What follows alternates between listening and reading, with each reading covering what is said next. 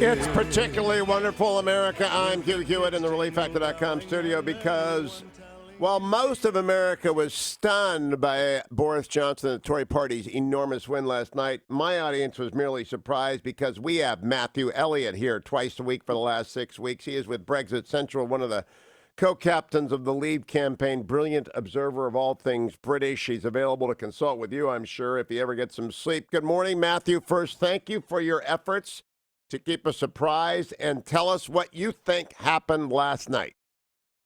Thank you, Hugh, and good morning. It was absolutely incredible. But the key thing that happened last night was a very loud response from the British public to all those politicians who hadn't accepted the result of the referendum in 2016, that they were sick of them. They wanted them out of Parliament, and they wanted people in there who would, to coin that phrase, get Brexit done. So all of the past 3.5 years, all of those Remain MPs who are seeking to block Brexit, to stop it, to water it down, all of them were comprehensively rejected and kicked out of office. That's the key lesson from yesterday. Did we see any contrition from the Oliver Letwins and your Chancellor of the Exchequer, who was such a complete toff, all of them being so absolutely arrogant about refusing to follow a popular vote? We've had nothing so far. Jeremy Corbyn's concession speech was more about how the media bias, that was his line. Jo Swinson, who lost her seat in Scotland, the Liberal Democrat leader, clearly didn't understand how unpopular her revoking Brexit policy was. And even some of the other MPs around in their concession speeches didn't really understand what had happened. And the key thing is, for Labour, the Liberal Democrats, all the other parties who lost seats to get back, they really need to sit down and reflect on not just what happened last night, but also what's happened in 2016 and the 3.5 years in between. They just didn't wake up. They didn't really understand what had happened, and that's why they were so comprehensively defeated last night.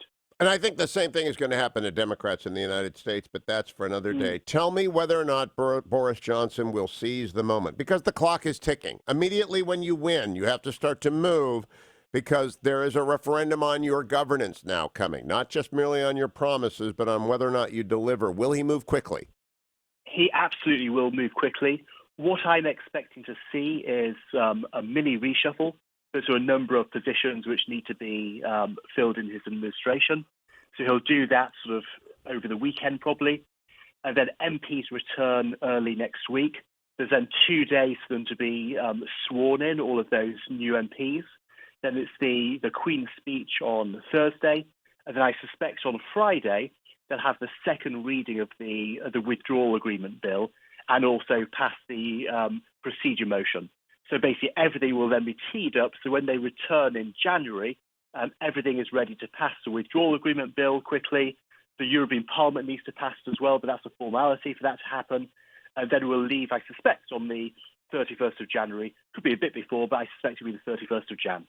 Now, I'm hoping that the President of the United States puts his Secretary of State Pompeo, his Secretary of Treasury Mnuchin, Secretary Esper, National Security Advisor O'Brien, and Robert Lighthizer, the trade rep, on a plane and sends them over so that there can be a trade agreement between the U.S. and U.K. very quickly. Do you think that is possible, Matthew Elliott? I very much hope he does. I was very heartened by his tweet. I think it came in about 5 a.m. UK time, where he talked about the trade deal and how important that was. So I'm really pleased that's very much on his radar. Of course, from the UK side of things, we have the important decision to make about the next UK ambassador to the US. I'm sure Boris Johnson will be thinking about that right now. That'll be a key appointment for the UK as well. So I'm really hoping that once everybody's back after Christmas, we can really hit the ground running on this. Because what's crucial is that we can't just spend 2020 negotiating the UK-EU trade deal. We need to be doing the UK-EU trade deal, but also other trade deals as well, not least the one with the US. Absolutely. Now, your friend Sajid Javid has a tweet out 5 hours ago, a bad day for anti-Semites. I pray that he is right. Do you think the United Kingdom is united in purging this evil? Very much so. Obviously, we have the result last night to speak to this, the comprehensive rejection of Labour and Jeremy Corbyn and all of his co-conspirators. So that's a good indication of that. But even more anecdotally, I was on a train back from the north of England last weekend. And on the train back, there were some youths, probably about sort of age in their early 20s. Probably, I think they'd had a few drinks, been to a football match probably. And they said to a Jewish gentleman, are you Jewish? As he visibly was. He was wearing a hat and what have you. And I was quite pleased with how the carriage universally silenced those youths from saying that, from going any further. So I really feel that this election result has been a great rejection of any form of anti-Semitism in the UK. It's abhorrent that we got to the stage where we had a mainstream party talking about this, but I'm pleased it's been comprehensively rejected. Well, we are pleased that you have been our Sherpa through this, Matthew Elliott. We appreciate it. Brexit Central on Twitter, but Matthew_Elliott, 2 L's, 2 T's.